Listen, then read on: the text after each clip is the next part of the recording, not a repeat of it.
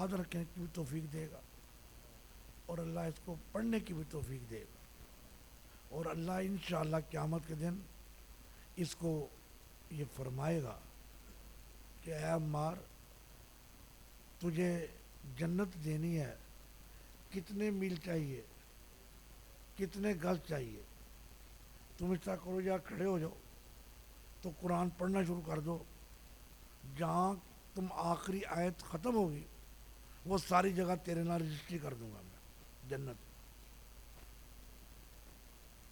اور اس کے والدین کو ایک سونے کا تاج پہنایا جائے گا جس کی روشنی سورج سے زیادہ ہو۔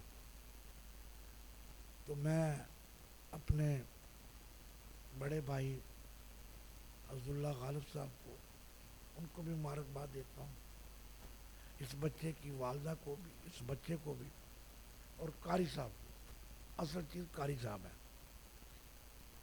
کہ اللہ تبارک و تعالیٰ ان کو بہت اجر عظیم سے اجر عظیم عطا فرمائے، اور ہمیں بھی توفیق دے، ہم بھی قرآن پڑھنے والے بن جائیں۔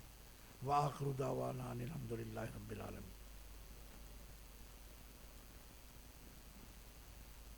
کرتا ہوں بچے میں بٹھاؤ اتنے قرآن میں